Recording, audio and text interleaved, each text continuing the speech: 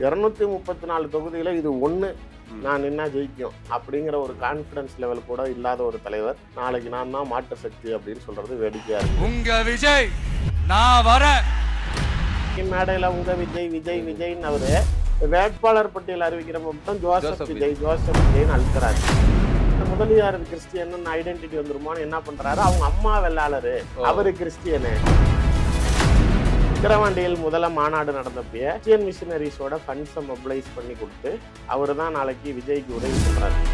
சகோதரர் இனிகோ இருதராஜ் அவர்கள், நான் என் தொகுதியவே கொடுத்தா கூட விஜய ஜெயிக்க வைப்பேன். எதனாலனா இப்ப நீ அவனுக்கு நல்லது செய்யணும்னு நினைச்சா அவன் அரசியல் வாழ்க்கையை நீயே முடிச்சுக்க, இல்ல நீ வாழணும் அரசியல் நினைச்சானா அவனை அடிச்சுட்டு நீ மேல வந்து. நேருவும் மகேஷுமே இனிகோ தோக்கறதுக்கு உண்டான அவ்வளவு வேலையும் பார்ப்பாங்க. நடுவில் கூட சபரிசன் ஒரு 40 கோடி ரூபாய்க்கு வாட்ச் கட்டியிருக்காரு அப்படின்லாம் ஒரு வந்துச்சுல போட்டோம். அதை பிரசன்ட் பண்ணதும் ஆதவ் தான். சபரிசனோட ஸ்லீப்பர்ஸ் எல்லாம் ஆதவ் பர்சனல் விஷயத்தெல்லாம் கனெக்ட் பண்ணி இழந்துட்டு வந்திருக்கேன். இந்த அக்காவா இல்ல தங்கச்சியா இல்ல பொண்டாட்டியா கூட போவோம்னு சொல்ற சில தற்கொலை கூட்டத்தின் வாக்குகளும் என்ன ரோல் பண்றாங்க ஆக்சுவலி தாவேக்கால அவங்களுக்கு கண்ட்ரோல்ல தான் விஜய் இருக்கிறாரா?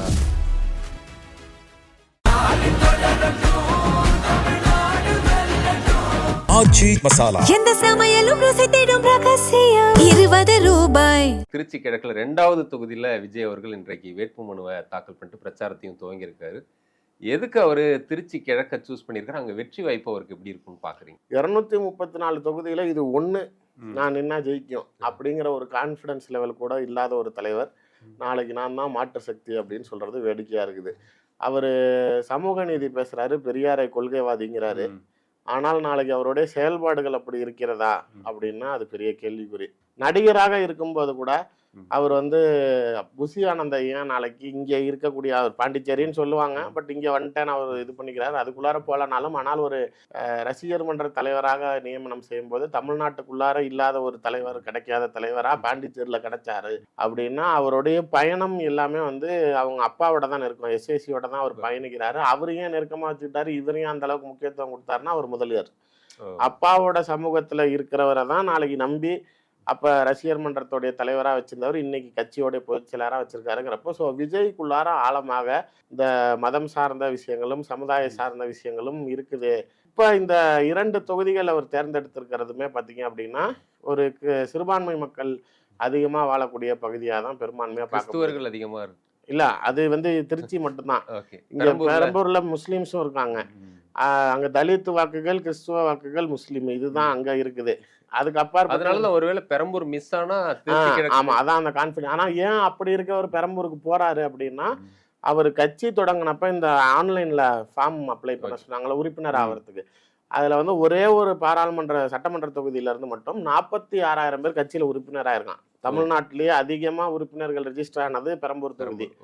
ஸோ அதுல ஒரு லாஜிக் என்னன்னா கட்சியிலேயே எவ்வளவு உறுப்பினர் இருக்கான், அப்ப அதை நம்ம கேரண்டி ஓட்டு. அப்புறம் இது பத்தாததுக்கு அங்க இங்க நம்ம ஏதாவது பிச்சை எடுத்துக்கலாம் அப்படின்னு நினைக்கிறாங்க.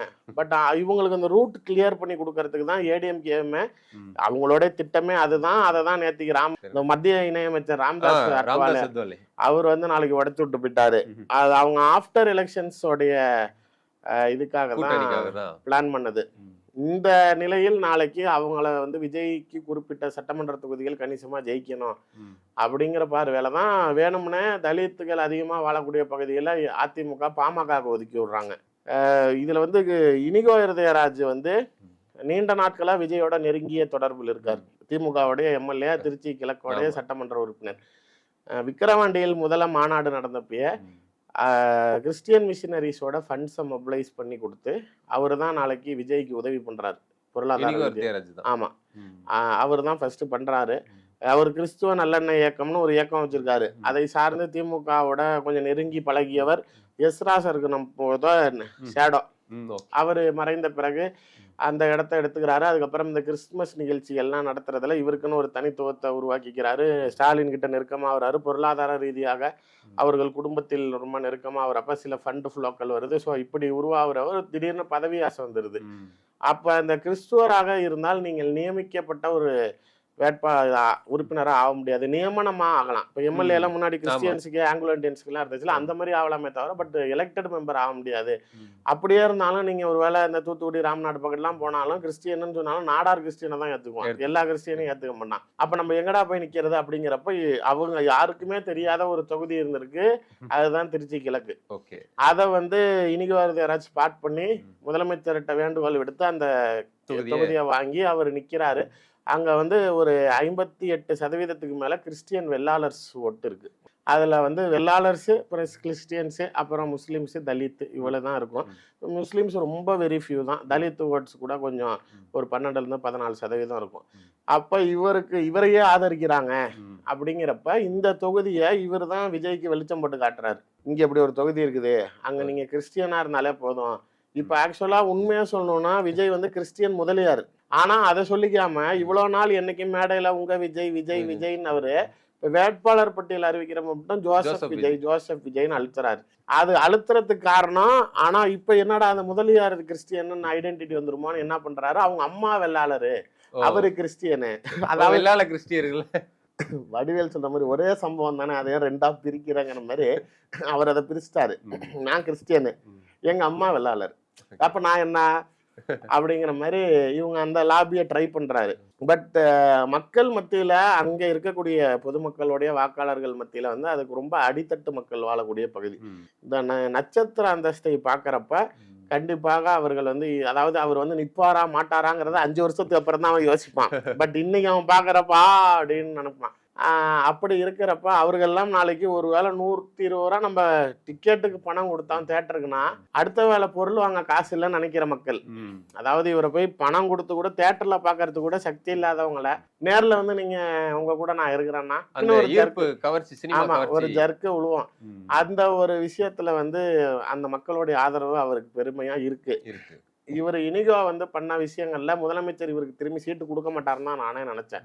இல்ல அப்படிதான் பேசிட்டு இருந்தாங்க, அவர் அறிவிச்சிருக்காங்க. நீங்க ஓ பன்னீர்செல்வம், வைத்திலிங்கம், மனோஜ் பாண்டியன் எல்லாம் பதவியை ராஜினாமா பண்ணிட்டு திமுகல சேர்ந்தப்ப ஆதவ அர்ஜுனாவுடைய தூண்டுதலின் பேரில் விஜயோடைய கட்டளைக்கு இணங்க இனிகோ வரதராஜ் திமுக எம்எல்ஏவை ராஜினாமா பண்ணிட்டு தாவேகால இணைகிறதா இருந்தாரு. அதிகாரப்பூர்வமா சபாநாயகர்கிட்ட டைம் கேட்டுட்டாரு. தகவல் வந்துச்சு. ஆமா, உண்மையிலே அவர் சபாநாயகர்கிட்டே கூப்பிட்டு இந்த மாதிரி டைம் கேட்டு, அப்போ முதலமைச்சர் வந்து அந்த சமயத்தில் அவரை கூப்பிட்டு 2 மந்திரிக்குமே அவர் ஆகலை, மகேஷுக்கும் ஆகலை, கேஎன்ஆருக்கும் ஆகலை. அதையும் மீறி நான் உனக்கு சீட்டு கொடுக்கல. அன்பில் மகேஷோட ஆதரவு அவருக்கு இருக்கிறதா இல்லை, வரவே கிடையாது. ஏன்னா 3 பேர் எல்லாமே இந்த சொல்ற மாதிரி ஒருத்தருக்கு உள்ள சென்டர்ல பாயிண்ட் பவர் இருந்துச்சுன்னா பரவாயில்ல, 3 பேருமே குடும்பத்தோட இன்க்ளோஸ்ல இருக்கிறவங்க. அப்ப இவர் என்ன பண்றது, இவங்க 2 பேர் செய்யறது எதையா அங்க போய் சொல்றது, இந்த மந்திரிகிட்ட போய் அவரு இதை செஞ்சாரு, அவரு உங்களை அதை சொன்னாருன்னு இவர் தேவையில்லாம வாய் வச்சுட்டு அரசியல்னா என்னன்னு தெரியாம மாட்டிக்கிட்டாரு. ஒரு லெவலுக்கு மேல 2 பேருமே செட்டில் காக் விளையாட ஆரம்பிச்சிட்டாங்க அவரை வச்சு. அந்த ஒரு மன உளைச்சல் தான் அவர் விஜய் கிட்ட போனது அப்படின்னு அவர் நெருங்கிய வட்டாரத்துல அவர் பேசுறப்ப இந்த 2 மந்திரிகளையும் காலி பண்ணி காட்டுறேன். இப்பயுமே இனிகோ தனக்கு வேண்டிய ஊடகங்கள் முன்னாடி பேசுறது வேற, அவரு கொஞ்சம் இந்த லைம் லைட் பைத்தியம். அவர் லைட்டு எரிக்கி அடிக்கிறீங்கனாலே அவர் ஒரு மாதிரி ஜாலி ஆயிடுவாரு. இப்ப இந்த ஸ்டார் கேண்டிடேட்டா ஆயிட்டாரு, ஸ்டார் கான்ஸ்டிடுவன்சி ஆயிடுச்சுங்கிறதுனால நான் 1 லட்சம் ஓட்டுல ஜெயிப்பேன், மக்கள் வந்து எனக்கு ஆதரவு கொடுக்குறான், விஜயை தூக்கி எறிவேங்கிறான். இதெல்லாம் ஊடக வெளிச்சத்துக்காக பேசுறாரே தவிர தனிப்பட்ட முறையில் அவருக்கு வேண்டிய நண்பர்கள் மத்தியில் அவர் பேசுறது, நான் வந்து என் தொகுதியவே கொடுத்தா கூட விஜயை ஜெயிக்க வைப்பேன். எதனாலனா அவர் திருச்சி கிழக்குல களம் காண்றப்ப திருவரம்பூர்லயும் திருச்சி மேற்குலயும் விஜயோட இம்பாக்ட் இருக்கும். அப்ப யாருக்கு மைனஸ் ஆகும்னா அன்பில் மகேஷுக்கும் கேஎன்ஆருக்கும் இதனால ஒரு பின்னடைவு ஏற்படும். அவர் அதை மகிழ்ச்சியா தான் எடுத்துக்கிறாரு. பட் முதலமைச்சர் என்ன கணக்கு பண்றாருன்னா அவருடைய அந்த எம்எல்ஏ ரிசைன் பண்ண போனதை தடுத்து இவர் நிப்பாருன்னு ஏடிஎம்கேக்கே தெரியுது, விஜய் கிழக்குல நிப்பாருன்னு. ஏன்னா அங்க வந்து அதிமுகவுடைய மாவட்ட செயலாளர் சீனிவாசன் சொல்லிட்டு அவர் வந்து 25 கோடி ரூபா ரெடி பண்ணிட்டு போய் எடப்பாடி கிட்ட சீட்டு கொடுங்கன்னு நின்றுருக்காரு. அப்போ எடப்பாடி சொல்லிடுறாரு, விஜய் அங்கே நிற்க போறாரு, நீ ஒன்றும் வசதியான ஆள்லாம் இல்லை, இதெல்லாமே கடன் வாங்கிட்டு தான் கொண்டாந்து கொடுக்குற, நீ தோற்று போயிடுவேன், அப்புறம் தேவையில்லாமல் கடன்காரன் ஆயிடுவேன், அதனால நான் உனக்கு வேற ஏதாவது நல்லது பண்ணித்தரேன், இப்போ ரிஸ்க் எடுக்காத, காசை கொண்டு போய் ஒழுங்கா வீட்டில் கொடுன்னு தரான். இவரை பொறுத்த வரைக்கும் ஏடிஎம்கேக்கே தெரிஞ்சப்பறம் திமுகவுக்கு தெரியாமல் இருக்காது, ஏன்னா உளவுத்துறையை கையில் வச்சிருக்கப்ப. அப்போ இவர் இனிகோவை ஏன் முதலமைச்சர் களம் இறக்குறாருன்னா, நீ அவனுக்கு என் கூடயே இருந்துக்கிட்டு நல்லது செய்யறேன்னு நீ பண்ணல, இப்போ நீ அவனுக்கு நல்லது செய்யணும்னு நினச்சா அவன் அரசியல் வாழ்க்கையை நீயே முடிச்சுக்க, இல்லை நீ வாழணும் அரசியல்னு நினைச்சானா அவனை அடிச்சுட்டு நீ மேலே வா. இன்னொன்று நேருவும் மகேஷுமே வந்து இனிகோ தோக்கறதுக்கு உண்டான அவ்வளவு வேலையும் பார்ப்பாங்க. ஸோ திருச்சி கிழக்குல கொஞ்சம் இல்ல நல்லாவே விஜய்க்கு வாய்ப்பு விஜய் தனிப்பட்ட முறையில் எப்படி வந்து விஜயகாந்த் 2006 களம் கண்டப்ப 234 தொகுதியில வேட்பாளர் பட்டப்ப விஜயகாந்த் மட்டும் ஜெயிச்சாரோ அதே மாதிரி இந்த முறை விஜய்க்கு மட்டும் சாதகமான ஒரு சூழ்நிலை இருக்கு. ஆனா விஜய் அவருடைய பேச்சு இப்ப எல்லாம் பார்க்கும்போது இந்த பிரச்சாரத்திலேயே ஒரு கான்பிடன்ட் லெவல் குறைஞ்சதா தெரியுது. கான்பிடண்டா இருங்கன்னு சொல்றதே தவிர எப்படியாவது ஒரு வாய்ப்பு கொடுங்க, ரொம்ப கெஞ்சுற. நேற்றுக்கு அந்த பாட்டெல்லாம் பார்த்துருப்பீங்க, ஒரு பாடல் வெளியிட்டு இருந்தாங்க. அதுல நடுவுல பர்சனல் விஷயத்தெல்லாம் கனெக்ட் பண்ணி இழந்துட்டு வந்திருக்கேன், தன்னந்தனியா நிக்கிறேன்னு சொல்லி ஏளனமா பார்க்காதீங்க, தனியா நிக்கிறாரு அப்படின்னு யாரும் கூட்டணி கூட ஏற்கனவே ஒருத்தவங்க கூட நின்னதுனாலதான் தனியா நிக்கிற நிலைமை வந்து இல்ல இப்படி அவரு இல்ல. ஏன்னா நான் அந்த பாட்டு பார்க்கல, நீங்க சொன்ன வரிகள்ல இருந்து தான் சொல்றேன் நானு. இல்ல என்னை பொறுத்த வரைக்கும் அவர் கான்பிடன்ஸ் லெவல் 0 ஆயிடுச்சுங்கிறதுல நானுமே ஸ்ட்ராங்கா தான் இருக்கேன். ஏன்னா வந்து உங்களை நம்பி தாண்டா வந்திருக்கேன் நீங்க, அதாவது அவருக்கு அது மைல்டா இருந்துச்சு முன்னாடி. இந்த கரூர் சம்பவத்துக்கு முன்னாடி அப்ப கூட கேட்பாரு, என்னை கைவிட்டுற மாட்டீங்களா, எனக்கு ஓட்டு போடுவீங்களா, சவுண்ட் வந்தோன்னு இந்த பதில் வந்துருச்சு அப்படின்னு அவரே மனசை தேத்திக்கிட்டாரு. இப்ப சமீபமா இந்த வேலூர் தஞ்சாவூர் அதுக்கு பிறகு அவருடைய இப்ப இந்த வேட்பாளர் பட்டியல் அறிவிக்கிற இடத்துல கூட வந்து அவருக்கு வந்து ரொம்ப ஏமாத்திர மாட்டீங்களடா, டே உங்களை நம்பி தாண்டா வந்திருக்கேன், சத்தியமா சொல்லுங்கடா, இந்த வடிவேல் ஓட்டு போட்டியான்னு கேட்கறப்ப கேட்பால, நானே நொந்து போயிருக்கேன்டா, உண்மையா சொல்றா, எனக்கு தானடா போட்டா அப்படிங்கிற நிலைக்கு வந்துட்டாரு. அது வந்து இயல்பான ஒரு கிரவுண்ட் ரியாலிட்டியா அவர் புரிஞ்சுக்காம இருந்ததோடைய விளைவு. இந்த ஆதவர்ஜனா மாதிரி அரசியல் களமே தெரியாத நபர்கள், ஜான் ஆரோக்கியசாமி மாதிரி ஸ்ட்ராட்டஜிஸ்டா இருந்துக்கிட்டு சக்சஸ் ரேட்டே கொடுக்காத நபர்களை வைத்து இந்த ப்ரொஜெக்டர் ஷோ வச்சுக்கிட்டு இதுதான் 4 செவத்துக்குள்ளார வச்சுக்கிட்டு இங்கே ஆகா அங்க ஓகா, இந்த சொல்ற மாதிரி வீட்டுக்கு ஒரு விஜய் வீட்டுக்கு ஒரு விஜய், இத்தனை கோடி ரேஷன் கார்டு இருக்கு, அப்போ ஒரு வீட்டுக்கு 2னா எத்தனை கோடி வாக்காளர் பார்த்துக்க அப்படின்னு இப்படி ஒரு கணக்கு சொல்ல போக அவர் நான் உட்காந்த இடத்துலயே நான் சிஎம் ஆயிட்டேன், எம்ஜிஆர் சொல்லுவாங்க அந்த படுத்துக்கிட்டே ஜெயிச்சாருங்கிற மாதிரி நான் பங்களால இருந்துகிட்டே ஜெயிச்சுட்டேங்கிற ஒரு கோட்டையை கட்டிட்டாரு உள்ள. இப்பதான் ஆனா கிரவுண்ட் ரியாலிட்டி தெரியுது. அதனால இப்பயுமே உளவுத்துறையில எனக்கு தெரிஞ்சு என்கிட்ட சொன்னாங்க, நீங்க என்னங்க விஜய், அதாவது நான் சொல்றது தப்பாயிடுச்சுன்னு நாளைக்கு உங்களுக்கு கெட்ட பேர் வந்துற போது, ஐபிஎல் எங்களுக்கு 12ல இருந்து 16 சீட்டு விஜய் ஜெயிப்பாருன்னு சொல்றோம் அப்படின்னாங்க. நான் சொன்னேன், இப்போ வாங்கடா டே 2024 இப்படி தாண்டா 10 எம்பி ஜெயிப்போம் நீங்க ஐபிஎல் பிஜேபிக்கு எங்கடா வந்துச்சு, அண்ணாமலையோ ஜெயிக்கல, உங்க ஐபி ரிப்போர்ட்லாம் நீங்க போய் டெல்லியில கதை விடுங்க. இங்கே என்னை பொறுத்த வரைக்கும் நான் தெளிவா இருக்கிறது, விஜய் ஜெயிப்பாரு, ஆனால் 10ல இருந்து 15% வாக்கு தான் வாங்குவார். அவருடைய கேண்டிடேட் லிஸ்ட்டுமே ரொம்ப ஒரு விமர்சனத்துக்கு உள்ள இருக்கு. நிறைய ஆள் கிடைச்சதே சந்தோஷங்க. சத்யராஜும் வடிவேலும் கிரிக்கெட் மேட்சுக்கு ஆழத்துக்குவான் இல்லை, அது மாதிரி தான் அவங்க தூக்கி இருக்கிறாங்க. ஏன்னா பணம் பொருளாதாரம் செலவு பண்றதுக்கு ஆள் இல்லை, 234 பேர் போட்டாங்களா அப்படின்னு நானே ஷாக்கானேன். நீங்க அதுல வந்து திமுகவின் வேட்பாளர் பட்டியலில் குறை காண்கிறோம், குற்றவாளிகள், குற்ற பின்னணி உள்ளவர்கள், வழக்கு உள்ளவர்கள், புதுமுகமா இருந்தவங்க, அவங்களோட பிளஸ் அண்ட் மைனஸ் ஏடிஎம்கேல பேசுறோம்னா இவங்களை பொறுத்த வரைக்கும் போட்டதையே பெரிய பிளஸ்ஸா தான், நான் உண்மையிலே போட்டதையே பெரிய பிளஸ்ஸா தான் பாக்குறேன். அதுல வந்து கேண்டிடேட்ஸ் ஸ்டஃப் எல்லாம் பாக்குறதுக்கு இல்ல. இன்னைக்கு மரக்கடையில அவர் பேசும்போது கூட கெஞ்சுற துணியில சொல்றது, நான் வேற இவர் வேற நினைச்சிடாதீங்க அப்படின்னு சொல்லி வேட்பாளர்களை சொல்லி, நான் வேற இவர் வேற கிடையாது, எப்படியாவது ஓட்டு போட்டுருங்க, ஒரு தடவை வாய்ப்பு கொடுங்கன்னு தான் இல்ல. அது அப்படிதான். ஏன்னா இப்ப என்னுடைய மனைவியே தீவிர விஜய் ஃபேனு, அவங்க வந்து என்னை இவ்வளவு நாள் வம்பிழுத்துக்கு இருந்ததே விஜய்க்கு ஓட்டு போடுவேன் அப்படின்னு தான் சொல்லியிருந்தாங்க. நான் சொன்னேன் எஸ்ஐஆர்ல பேர் எடுத்துருவேன் அப்படின்னு வம்பிழுத்தேன். அப்ப இப்ப எல்லாம் முடிஞ்சு திரும்பி ஓட்டர் ஐடி எல்லாம் வந்தோன்னே நான் ரொம்ப ஃபோர்ஸ் பண்ண மாட்டேன், சரி என்ன அப்படின்னு. நான் பிஜேபியில இருக்கப்பயே அவங்க என்கிட்ட நான் பிஜேபிக்கு ஓட்டு போட சொன்னா அவங்க கூட பேலட் பாக்ஸ் வர மாட்டேன் அப்படின்னு நான் தனியா போய் ஓட்டு போட்டுக்கிறேன்னா அவங்க திமுகவுக்கு தான் போட்டாங்க, நான் தான் பிஜேபிக்கு போட்டேன். சரி இருக்கிற கட்சிக்கு விசுவாசமா இருக்கணும்ட்டு, ஆனா அவங்க டிஎம்கேக்கு தான் போட்டாங்க. இப்ப நான் சும்மா கிண்டல் பண்றப்ப சொன்னாங்க, நான் எல்லாம் சும்மா சொன்னேன், அவனுக்கு வந்து ஆள்ற தகுதி எல்லாம் கிடையாது, ஒருவேளை அந்த ரசிகருங்கிற ஒரு கிரேஸ்ல இருந்தா கூட ஆனா என் தொகுதியில நிக்கிறாரு அப்படின்னா நான் போடுவேன், இல்லைன்னா அவருக்காக எவனுக்கா போற அளவுக்கு நான் பைத்தியம் இல்லைன்னாங்க. ஸோ அதை போடுறதுக்கு ஒரு ஆசிலேஷன்ல இருக்கிற சில வாக்காளர்களை விஜய் அங்க நிக்கிறாருன்னா விஜய்க்காக போடுவோம், ஆனா வேற யாருன்னா போட மாட்டேங்கிறத தான் அவர் கெஞ்சுறாரு. அவர் அந்த மைனஸ் ஃபேக்டர் அதுதான். உங்க முகத்துக்காக உனக்கு செய்வேன்பா, உன் முகத்துக்காக அவனுக்கு எதுக்குப்பா செய்யணும் அப்படிங்குவாங்கல்ல, அந்த ஒரு விஷயத்த அவர் உணர்றாரு. அதுவும் இவர் அறிவிச்சிருக்க இந்த லெப்ட் பாண்டி மாதிரியான வேட்பாளர்கள் அங்க இருக்கிறவங்களே ஓட்டு போடுவாங்களா இந்த மாதிரியான ஒரு கேண்டிடேட்டுக்கு? இப்போ விஜய்க்கு போடணும் ஒரு ஆசை இருக்கும், ஆனா லெப்ட் பாண்டி, இந்த பிரகாசம், இந்த மாதிரி பட்டுக்கோட்டையில ஒரு கேண்டிடேட், ரொம்ப கஞ்சா விற்கிறவங்க, அந்த மாதிரி கேண்டிடேட்னா போட தோணுமா? இல்லை அது கண்டிப்பாக மைனஸ் ஆகும் தான். இன்னொன்று இவர்கள் எல்லாமே நார்மலாகவே மைனஸ் ஃபேக்டர்னு பார்க்குறேன் நான். அதாவது தாவேக்காவோ விசிலோ விஜயின்னு நீங்கள் வச்சா கூடவே இதெல்லாம் வந்து மைனஸ் ஃபேக்டர் தான். நீங்கள் எந்த இடத்துல மக்களுக்காக எந்த பிரச்சனைகளுக்காக வந்திருக்கீங்க, நீண்ட தூரம் பயணிக்கக்கூடிய தலைவரை தான் மக்கள் அங்கீகரிப்பாங்க. ஏதோ இன்னைக்கு வெறும் பணத்துக்காகவும் பதவிக்காகவும் எல்லாத்தையும் விட்டுட்டு வந்துட்டேன்னு பேசுறதெல்லாம் இது ஒன்றும் நீங்கள் உச்சத்துலேயும் கிடையாது, அதுதான் உச்சிங்கிறதும் கிடையாது. அதற்கு அதை விட ஒரு உச்சியான இடத்த பிடிக்கிறதுக்கு தான் இப்போ வந்திருக்கிறீங்க. அப்படி இருக்கிறப்ப நாளைக்கு இதை விட்டேன் அதை விட்டேங்கிறதெல்லாம் இதெல்லாம் மக்களுக்கு தேவையில்லை. எதை விட்டாலும் நீ மக்களை விட்டுட்டாங்கிறது தான் என்னோட பார்வையே. நீ அவர்களுக்கு வந்து நிக்கல, உனக்காக உயிர் கொடுத்தவர்கள் இடத்துலயே அந்த சம்பந்தப்பட்டவர்கள் உங்களை குற்றம் சொல்லாத போனதுனால நீ தப்பிச்சுக்கிட்ட. ஆனா உன்னுடைய நடத்தை அந்த விஷயத்தில் எப்படி இருந்ததுங்கிறது விமர்சனமா தான் இன்னை வரைக்கும் இருக்குதுங்கிறப்ப மக்களின் தோழனாக மக்களுக்கு உறுதுணையாக அவர்களுக்கு குரல் கொடுத்தீர்களா? இப்ப கிறிஸ்துவர்கள் பார்வையிலேயே எனக்கே வந்து மேக்சிமம் கிறிஸ்டியன்ஸே இவருக்கு ஓட்டு போட பயப்படுவான். எதனால அப்படின்னா இந்த இஸ்லாமியர்கள் அறாம் அப்படிங்கிற பார்வையில பார்த்தாலுமே கிறிஸ்துவர்கள் இவன் ஏன் பிஜேபியை பேச மாட்டேங்கிறான்னு யோசிக்கிறான். அவருக்கு இவன் நம்பாளுதான், நான் இல்லைன்னு சொல்ல, ஆனா இவன் ஏன் அவனுக்கு நண்பனா இருக்கிறான். இவன் ஒருவேளை அவனை இப்ப டிஎம்கே கூட நம்பலாம் போல, அவன் என்னைக்கும் போய் சேர மாட்டான். ஆனா இவனை நம்ப முடியலையே. ஆனா கூட்டணி பேச்சுவார்த்தை நடந்ததை சொல்லியிருக்காங்க. பின்னாடி கூட்டணி வச்சு போன ராம்தாஸ் அத்வாலே வந்து இங்க பேசியிருக்காரு. ஆமா இல்ல அது ஒரு பக்கத்து இருந்தாலும் இதெல்லாம் பெரிய மக்கள் அந்த அளவுக்கு இந்த கிரவுண்ட் லெவலுக்கு யோசிக்க மாட்டான். ஆனா அவங்க பார்வையில ஒரு சாமானியன் பார்வையில இவன் ஏன் மோடியை திட்டமே பண்ணான் அப்படிங்கிற நார்மலாவே சும்மா அந்த நாஸ்தா கடையில பேசுறவங்களோட பேச்ச இவன் ஏன் அவனை திட்டம் பண்ணான் அப்படிங்கிற ஒரு பேச்சுகள் இருக்கிறது. இவர்கள் ரொம்ப அமைதியா இருக்கிறது. சென்சார் போர்டு அந்த படங்கள் தடை செய்யப்பட்டப்பெல்லாம் இவங்க திமுக குறை சொன்னதெல்லாம் அது இன்னும் மீம் டெம்ப்ளேட் ஆனதெல்லாம் மக்கள்கிட்ட நல்லா போய் சேர்ந்துருச்சு. இவன் ஏன் பிஜேபியை சொன்னாம திமுக சொல்றான் அப்படின்னது. அதற்கு அப்பாற்பட்டு அவர்களை விமர்சனம் செய்யாம இருக்கிறது. எல்லா இடத்துலையும் திமுகவை ரொம்ப விமர்சனம் செய்யறதுமே இவங்களை வந்து ஏன் நாளைக்கு டிஎம்கே மட்டும் அடிக்கிறாங்க போக மாட்டேங்குதுங்கிறப்ப ஒரு சந்தேக பார்வையில் விஜயை கிறிஸ்துவ சமூக மக்களே பார்க்குறாங்கங்கிறப்ப எனக்கு அவர்களே இவரை முழுமையாக ஏற்பாங்களான்னு தெரியல.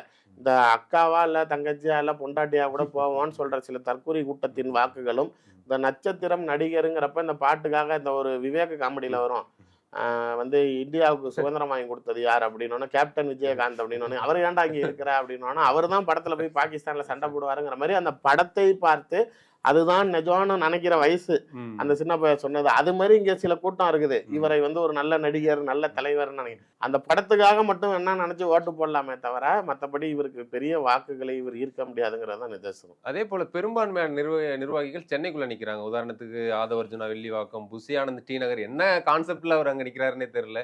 ஜேசிடி பிரபாகர் வில்லிவாக்கத்துல நின்னவர் ஏற்கனவே, அவரை கொண்டு போய் 1000 விளக்குல நிறுத்திட்டு இவர் ஆதவர்ஜுனா வில்லிவாக்கம். என்ன கணக்கு? இல்லை ஐடென்டிக்கல் லீடர்ஸுங்கிறப்ப எங்கேயோ மூளையில போட்டால் தெரியாது. இங்கே தான் எங்களுக்கு வேற சொந்த ஊரும் கிடையாது, அனாதை மாதிரி தான் இவங்க எல்லாமே. இப்போ நீங்கள் சொல்கிற அவ்வளவுமே அனாதை லிஸ்ட்டு தான். ஆதவர்ஜுனா எங்கே போய் நிற்கிறது, புஷியானந்து பாண்டிச்சேரிக்கு போகிறதாங்கிற மாதிரி இவர்கள் எல்லாம். ஆனால் கட்சியில் முக்கிய பொறுப்புகளில் இருக்காங்க. அதுக்கு அற்பாற்பட்டு நாளைக்கு இவர்கள்கிட்ட பணம் நாளைக்கு செலவு ஆதரவு தான் இவங்க எல்லாத்துக்கும் செலவு பார்க்குறேங்கிறாராம். ஸோ அதனால இவங்கெல்லாம் கொஞ்சம் வசூல் பண்ணி இந்த தேர்தலில் ஏதாவது செட்டில் ஆகலாம்னு நினைக்கிற நபர்களும் கூட இங்கே தலைநகரில் நிற்கிறப்ப என் தலைவனோட குரல் தலைநகரத்தில் அப்படியே பூமி அதிர்வை ஏற்படுத்தும் அப்படிங்கிற மாதிரி விஜயே கொஞ்சம் டவுன் ஆனா கூட புஷி இந்த மாதிரி ஆட்கள்லாம் கூட வந்து தலைவா அப்படிங்கிற எனர்ஜியில தான் அவரே ஓடுறாரு. அந்த ஒரு விஷயங்கள்ல இவங்க நாளைக்கு இங்க வந்து இப்ப இங்க நிறைய அவங்களே டாக் பண்றாங்க. அதாவது டிஎம்கே வந்து தாவேக்கானால சென்னையில நிறைய இடங்களை துவக்குங்கிறாங்க அவங்க தரப்புல. ஸோ அந்த ஒரு நம்பிக்கையில நம்ம நின்னா ஜெயிப்போம் அப்படின்னு நினைக்கிறாங்க. பட் இங்கே அது எந்த சூழ்நிலையும் எம்ஜிஆர்னாலேயே முடியாதது. திமுகவுடைய கோட்டை சென்னையை உடைக்க முடியாது, விஜய்னால முடிக்க முடியும். அதான் ஆதவர்ஜுனா துணை முதல்வர் உதயநிதி எல்லாம் சேலஞ்சு விடுறாரு. நீ வேணா இங்க வந்து நிக்க வேண்டியதானே என்ன எதிர்த்துன்ற மாதிரி சேலஞ்சு விடுறாரு. பேசடி மாவட அவங்க திரும்பி வந்து உட்காரட்டும் 5 வருஷம், அப்புறம் நீ தான் ஆவரன் மட்டும் பாரு. இல்ல அந்த அளவுக்கு வில்லிவாக்கத்துல அவர் ஒர்க் பண்ணி வச்சிருக்காரா? ஏன்னா அவர் சொல்றது கார்த்திக் மோகன் எல்லாம் கொண்டாந்து நிறுத்திருக்காங்க. அவருக்கு வேலையேங்க சும்மா வம்பளுக்கிறதுக்கு, அதாவது தன்னை பிரபலப்படுத்திக்கிறதுக்கு. நீ உடனே இந்த ஏகாம்பத்தியமே அமெரிக்க ஏகாம்பத்தியமே இங்க அமெரிக்க ஜனாதிபதியை வாங்குற மாதிரி அவனுக்கு ஒரு வேலை என்ன அப்படின்னா, நான் என்ன என் தலைவன் அதுக்கு வரது, முதலமைச்சர் வர சொல்லு, நான் வர ஏன்ட்ட பேட்டி கொடுக்க சொல்லு, இல்லை உதயநிதியை வர சொல்லு, நான் வர சொல்கிறேன் அப்படிங்கிற மாதிரி. எனக்கு ஒரு பெரிய விஷயமே சரி, இப்போ நான் திமுகவில் இருந்து வெளியில் வந்தாலும் இப்போ நான் இவ்வளோ கோடி சம்பாரிச்சிட்டேன் அவ்வளோ கோடி சம்பாரிச்சிட்டேன் அப்படிங்கிறப்ப உதயநிதியையும் பேசுகிறேன், சபரிசனையும் பேசுகிறேன். எந்த இடத்துலயாச்சும் ஆதவ் சபரிசனை பத்தி பேசி பார்த்திருக்கீங்களா? பேசினது இல்ல. வாயே திறக்க மாட்டா. அப்படி நாளைக்கு நாளைக்கு அமைச்சர்களை கையில போட்டு வச்சிருக்காரு, ஆட்சியில ஊழல் நடக்குது, அவரும் கோடி கோடியா தான் சம்பாதிக்கிறாரு, எல்லாமே அவர் நினைச்ச அளவுக்கு உதயநிதி செய்யறதை விட டபுள் மடங்கு சபரிசன் திமுகல செய்யறாரு. ஆனால் இவருடைய கவனம் அங்க போகவே போகாது. அதுவும் நாளைக்கு ஒரு கொள்கை ரீதியா விமர்சனம் செய்ய மாட்டாரு, இல்ல ஏதோ ஒரு தவறை சுட்டி காட்டி பேச மாட்டார் உதயாட்டா. உடனே நீ வா, என்ன பெரிய ஆளு வா. அதாவது அது தன்னை வெறுப்பேத்தி பாக்குறதுக்கும் மாப்பிள்ளையோடைய தூண்டுகோலும் அது பின்னாடி இருக்குங்கிறாங்க. அவரை வேணும்னே தூண்டி சொல்றதுபடி பார்த்தா சபரீசனோட ஸ்லீப்பர்ஸ் எல்லாம் ஆதவ் அர்ஜுனா. அவரு வெளியில போனது உதயாவுடைய சில கட்டாயங்கள்னாலதான், ரொம்ப ஃபோர்ஸ் பண்ணதுனாலதான். பட் சபரீசன் இன்னைக்கும் நண்பர்களா தான் இருக்கிறாரு. நடுவுல கூட சபரீசன் ஒரு 40 கோடி ரூபாய்க்கு வாட்ச் கட்டியிருக்காரு அப்படின்லாம் ஒரு வந்துச்சுல போட்டோ, அதை பிரசன்ட் பண்ணது ஆதவ் தான். அந்த அளவுக்கு நெருக்கமாக இருக்கிறவங்க இன்னமும் பேசிக்கிட்டு தான் இருக்கிறாங்க. அதனாலதான் கவனம் இங்க வர மாட்டேங்குது. முதல்ல இவர் பேச்செல்லாம் ஒரு பொருட்டா, அதாவது துணை முதலமைச்சரை பேசுனதுக்கு ஆதவ் பேசுறதெல்லாம் 2ஆம் நம்பர் தொழில் பண்றவங்க, இல்லீகல் லாட்டரி நடத்துறவங்க, பொண்டாட்டி வேணான்னு விட்டுட்டு போயிருச்சு. அந்த கட்சியில இருக்கிறவங்க எல்லா பொண்டாட்டியும் அவன தலைவர்கள்லாம் விட்டுட்டு போற நிலைமையில இருக்கிறாங்க. பணத்தை மாமனார் முடக்கிட்டாரு, ஒன்னத்துக்கும் வழி இல்லாம இருக்கிறான். எந்த வகையிலையுமே தனி மனித ஒழுக்கத்தில் ஒரு எடுத்துக்காட்டு இல்லை. வாழ்க்கையில அரசியல்ல எதுலையுமே உருப்படியா சாதிச்சதில்லை. விசிகால இருந்தப்பயும் உனக்குன்னு ஒரு தனித்துவம் கிடையாது. அதுக்கு முன்னாடி நீ யாருன்னே தெரியாது. பிரசாந்த் கிஷோரை நான் கூட்டிட்டு வந்தேன் அப்படின்னா, இப்போ பிரசாந்த் கிஷோர் டெல்லியில இருந்து வந்தப்போ ஃபிளைட் ஓட்டிட்டு வந்த பைலட்டு நான் தான் கூப்பிட்டு வந்தேன்னு பெருமை பேசிக்குவான். அதுக்கு நான் அவனை கூப்பிட்டு மாலை போட முடியுமா? நீ என்ன ஃபிளைட் டிக்கெட் போட்டு உன் கார்ல இப்போ கூப்பிட்டு வந்தேன், இங்க எப்படி கூப்பிட்டு வந்தியோ? இப்போ திமுக ஆட்சி அமைச்சதுக்கு காரணமே நான் தாங்கிற மாதிரி இவர் மாறு தட்டிக்கிறாரே தவிர எந்த ஒரு இடத்துலையும் ஒரு பிளஸ் ஃபேக்டரே இல்லை. பட் இவர் பேசுறதெல்லாம் இன்னைக்கு பேசும் பொருள் ஆகுது இல்லை. இப்போ நம்ம உட்காந்து 2 நிமிஷம் பொழப்பு கேட்டு பேசுறாங்களா, அதுக்கு தான் அவன் வா துணை முதலமைச்சர் வா, முதலமைச்சர் வாங்கினான். அவங்க வேடிக்கை பார்த்துட்டு தான் இருக்காங்க. கவர்மெண்ட் வந்தோன்னே இருக்குது. ஏன்னா அந்த குடும்பம் மொத்தமாகவும் இப்போ மார்ட்டினோடைய மனைவியும் ஏடிஎம்கே போயிட்டாங்க. அவர் மார்ட்டினும் ஃபுல்லாக ஏடிஎம்கேக்கு தான் ஃபண்டிங் பண்ணுறாரு. இவன் போய் வெளியில் போயிட்டு துணை முதலமைச்சரை சொடக்க போட்டுக்கிட்டு இருக்கான். திரும்பியும் திமுக நாளைக்கு ஒரு ஆட்சி அமைக்கிறப்ப மார்ட்டினின் குடும்பத்துக்கு என்னென்ன பிரச்சனைகள் திமுக கொடுக்குதுன்னு நீங்களே பாருங்க. கண்டிப்பா நடக்கும் இதெல்லாம். என்ன ஏற்கனவே ஜோசியாங்கிறாங்க, நான் ஐயோ ஜோசியா படிச்சுட்டு வரேன். இதை கேட்ட பிறகு நான் இதை கேட்காம இருக்க முடியாது. மும்பைக்கு விஜயும் த்ரிஷாவும் போனது வெறும் வழக்காப்புக்கு இல்ல, இது சந்தோஷ மீட் பண்ணதா? த்ரிஷா என்ன ரோல் பண்றாங்க ஆக்சுவலி தாவேக்கால? அவங்களுக்கு கண்ட்ரோல்ல தான் விஜய் இருக்கிறாரா? இல்லை, அவங்க தாங்க பொலிட்டிக்கலாக அவரை கொண்டுட்டு வரதான் அவங்க தான். இன்னொன்று பிஜேபி அலைன்ஸை ஹேண்டில் செய்கிறதுக்கு, அங்கே போகலான்னு நினைக்கிறதுக்கோ இல்லை ப்ளஸ் அண்ட் மைனஸ் பேசுறதுக்கோ அவருக்கு ஒரு ட்ரஸ்ட் வர்த்தி செக்டர் வேணும். ஆதவும் ஜானும் நாளைக்கு அந்த ஒரு இதில் இல்லை. ஏன்னா அவங்க பிஜேபி வேணான்னு நிற்கிறப்ப அப்போ அதுக்கு ஒரு ரிலையபிளான ஒரு ஆள் இவருக்கு ட்ரஸ்ட் வர்த்தியாக அனுப்பணும். அந்த அம்மா பிராமின், அவங்களுக்கு வேண்டிய உறவினர்கள், ஆர்எஸ்எஸ்ஸில் முக்கிய பதவியில் ஒருத்தர் இருக்கார், ஒரு ரிட்டையர்ட் ஐஏஎஸ் ஆஃபீஸர் ஆள் இருக்கார், அவரும் பிராமின். ஸோ அதனால் இவங்க டேக் ஓவர் பண்ணாங்க. அதை வச்சு தான் இப்போ இந்த ஆஃப்டர் எலெக்ஷன் அலைன்ஸுங்கிறதே இவங்க பேசி முடிஞ்சது தான். இல்லைன்னா முன்னாடியே மிரட்டி இவங்களை இழுக்கிறதா இருந்துச்சு. அதெல்லாம் அவங்க சூழ்நிலைக்கு ஏற்றவாறு பேசி நாங்கள் தனியாக நிற்கிறது தான் உங்களுக்கும் நல்லது எங்களுக்கும் நல்லது, அதுக்கப்புறம் நாங்கள் ஜெயிச்சவங்க கூட வரோம் அப்படின்னு சொல்லி இப்போ நினைக்கிறாங்க. எனக்கு எந்த அளவுக்கு கூட்டணி முன்னாடியே முடிஞ்சிருக்கும். இவர் விஜய் தன்னை பெரிய குமாரசாமி அளவுக்கு நினைச்சுக்கிறாரு. என்னால அந்த அளவுக்கு எல்லாம் அவரை நினைக்க முடியல. தனியா நீ நிக்கலாம், தனிச்சே நிப்பாய். 7-8 தொகுதிகள் ஜெயிச்சிருன்ற மாதிரி சொல்றாங்களா? சீமானம் தான் சொல்றாரு இந்த தடவை ஜெயிப்பாரா, தனியா தான் இல்ல அவங்க சொல்றது செங்கோட்டையன் சொல்லாங்க கேண்டிடேட். இப்ப வெல் நோன் கேண்டிடேட், அதெல்லாம் ஜெயிச்சவங்க எல்லாம் திரும்பி நின்னா ஜெயிச்சிருவாங்களா? இது என்ன லாஜிக்கு? அப்படின்னா இது திமுக இருக்கிற எல்லாமே இப்போ புதுமுகம்லாம் தோத்த, ஏற்கனவே நின்னவெல்லாம் நீ ஜெயிச்சா அப்படின்னு இப்பயே ரிசல்ட் அறிவிச்சலாம் போலையே.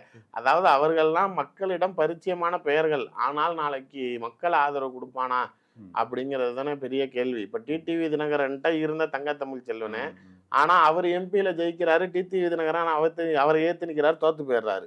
என்னன்னா தெரிஞ்ச முகங்கள் தான், பட் ரெக்கக்னைஸ்டு பார்ட்டி சிம்பிள்ங்கிறதுல ஒரு ஒன்றும் இல்லாத முகாம் கூட ஐடென்டிட்டி ஆகும். தங்க தமிழ் செல்வன் ஜெயிக்கிறாரு, ஆனால் அவருடைய பாஸா இருந்த டிடிவி தோக்குறாரு. அப்படிங்கிறப்ப எனக்கு அதிலெல்லாம் உடன்பாடு இல்லை. ஆச்சி மசாலா, எந்த சமையலும் ருசி தேடும் ரகசியம் 20 ரூபாய்.